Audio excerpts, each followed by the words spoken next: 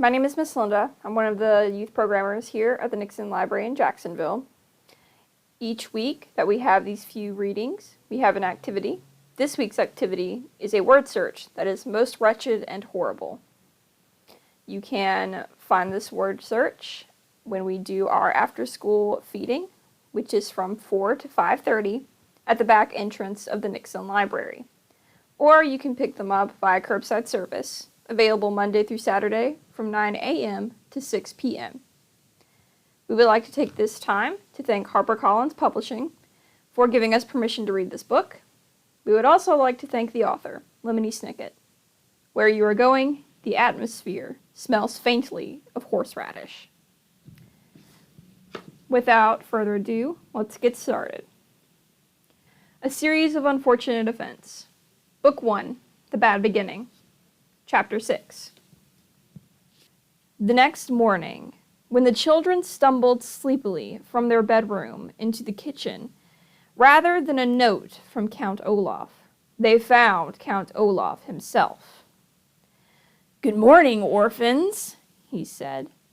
"I have your oatmeal all ready in bowls for you." The children took seats at the kitchen table and stared nervously into their oatmeal.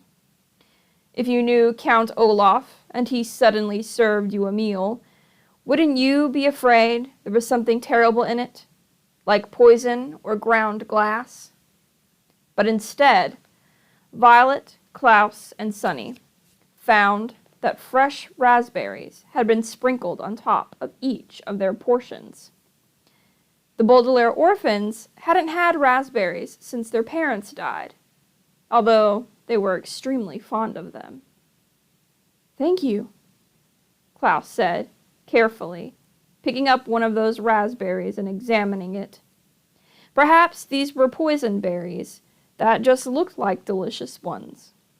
Count Olaf, seeing how suspiciously Klaus was looking at the berries, smiled and plucked a berry out of Sunny's bowl. Looking at each of the three youngsters, he popped it into his mouth and ate it. "Aren't raspberries delicious?" he asked. "They were my favorite berries when I was your age." Violet tried to picture Count Olaf as a youngster, but couldn't. His shiny eyes, bony hands, and shadowy smile all seemed to be things only adults possess. Despite her fear of him, however, she took her spoon in her right hand and began to eat her oatmeal. Count Olaf had eaten some, so it probably wasn't poisonous. And anyway, she was very hungry. Klaus began to eat too, as did Sunny, who got oatmeal and raspberries all over her face. "I received a phone call yesterday," Count Olaf said, "from Mr. Poe. He told me you children had been to see him." The children exchanged glances. They had hoped their visit would be taken in confidence, a phrase here which means kept a secret between Mr. Poe and themselves and not blabbed to Count Olaf.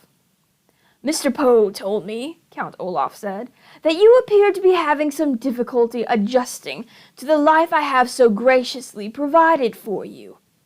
I'm very sorry to hear that." The children looked at Count Olaf. His face was very serious, as if he were very sorry to hear that. But his eyes were shiny and bright, the way they are when someone is telling a joke. "Is that so?" Violet said. "I'm sorry Mr. Poe bothered you." "I'm glad he did," Count Olaf said, "because I want the three of you to feel at home here, now that I am your father." The children shuddered a little at that, remembering their own kind father and gazing sadly at the poor substitute now sitting across the table from them. "Lately," Count Olaf said, "I've been very nervous about my performances with the theater troupe, and I'm afraid I may have acted a bit standoffish." The word standoffish here is a wonderful one. but it does not describe Count Olaf's behavior toward the children. It means reluctant to associate with others, and it might describe somebody who, during a party, would stand in a corner and not talk to anyone. It would not describe somebody who provides one bed for 3 people to sleep in, forces them to do horrible chores, and strikes them across the face.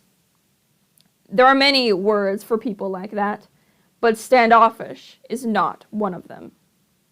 Klaus knew the word standoffish, and almost laughed out loud at Olaf's incorrect use of it, but his face still had a bruise on it, so Klaus remained silent. Therefore, to make you feel a little more at home here, I would like to have you participate in my next play. Perhaps if you took part in the work I do, you would be less likely to run off complaining to Mr. Poe. In what way would we participate? Violet asked. She was thinking of all the chores they already did for Count Olaf, and was not in the mood to do more. Well, Count Olaf said, his eyes shining brightly. The play is called The Marvelous Marriage, and is written by a great playwright, Al Funcoot. We will give only one performance on this Friday night. It is about a man who is very brave and intelligent, played by me. In the finale, he marries the young, beautiful woman he loves, in front of a crowd of cheering people. You, Klaus, and you, Sonny, will play some of the cheering people in the crowd.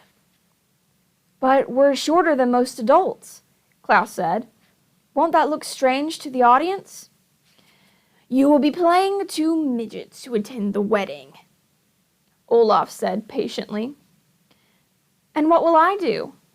Violet asked. I am very handy with tools. Perhaps I could help you build the set. Build the set? Heavens no, Count Olaf said. A pretty girl like you shouldn't be working backstage. But I'd like to, Violet said. Count Olaf's one eyebrow raised slightly, and the Baudelaire orphans recognized this sign of his anger. But then the eyebrow went down again, as he forced himself to remain calm. But I have such an important role for you on stage, he said. You are going to play the young woman I marry.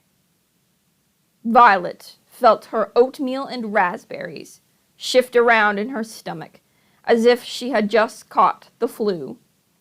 It was bad enough having Count Olaf acting in loco parentis and announcing himself as their father, but to consider this man her husband, even for the purposes of a play, was even more dreadful. It is a very important role, he continued, his mouth curling up into an unconvincing smile. Although you have no other lines than I do, which you will say when Justice Strauss asks you if you will have me. Justice Strauss? Violet said. What does she have to do with it? She has agreed to play the part of the judge, Count Olaf said. Behind him, one of the eyes painted on the kitchen walls closely watched over each of the Baudelaire children. I asked Justice Strauss to participate because I want to be neighborly as well as fatherly. Count Olaf, Violet said, and then stopped herself. She wanted to argue her way out of playing his bride, but she didn't want to make him angry. Father, she said, I'm not sure I'm talented enough to perform professionally. I wouldn't want to disgrace your good name in the name of Al Funcoot. Plus, I'll be very busy in the next few weeks working on my inventions and learning how to prepare roast beef. She added quickly, remembering how he had behaved about dinner. Count Olaf reached out one of his spidery hands and stroked Violet on the chin, looking deep into her eyes. "You will," he said, "participate in this theatrical performance. I would prefer it if you would participate voluntarily. But as I believe Mr. Poe explained to you, I can order you to participate, and you must obey." Count Olaf's sharp and dirty fingernails gently scratched Violet's chin, and she shivered. The room was very, very quiet as Olaf finally let go and stood up and left without a word. The Baudelaire children listened to his heavy footsteps go up the stairs to the tower they were forbidden to enter. "Well," Klaus said hesitantly, "I guess it won't hurt to be in the play. It seems very important to him, and we want to keep on his good side." "He must be up to something," Violet said. "You don't think those berries were poisoned, do you?" Klaus asked, worriedly. "No," Violet said. "Olaf is after the fortune we will inherit. Killing us would do him no good." "But what good does it do him to have us be in his stupid play?" "I don't know," Violet admitted miserably. She stood up and started washing out the oatmeal bowls. "I wish we knew something more about inheritance law," Klaus said. "I'll bet Count Olaf has cooked up some plan to get our money, but I don't know what it could be." "I guess we could ask Mr. Poe about it," Violet said doubtfully, as Klaus stood beside her and dried the dishes. "He knows all those Latin legal phrases." "But Mr. Poe would probably call Count Olaf again, and then he'd know we were on to him," Klaus pointed out. "Maybe we should try to talk to Justice Strauss. She's a judge, so she must know all about the law." "But she's also Olaf's neighbor," Violet replied, "and she might tell him that we had asked." Klaus took his glasses off, which he did when he was thinking hard. "How could we find out about the law without Olaf's knowledge?" "Book!" Sunny shouted suddenly. She probably meant something like, "Would somebody please wipe my face?" But it made Violet and Klaus look at each other. Book. They were both thinking the same thing. Surely Justice Strauss would have a book on inheritance law.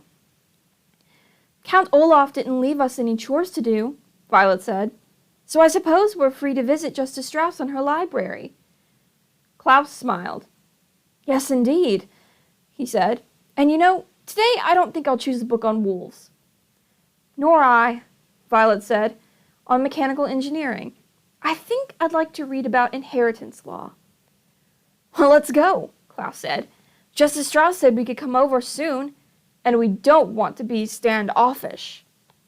At the mention of the word that Count Olaf had used so ridiculously, the Baudelaire orphans all laughed, even Sunny, who of course did not have a very big vocabulary.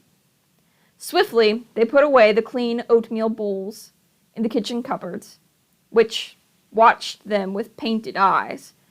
Then the three young people ran next door. Friday, the day of the performance, was only a few days off, and the children wanted to figure out Count Olaf's plan as quickly as possible.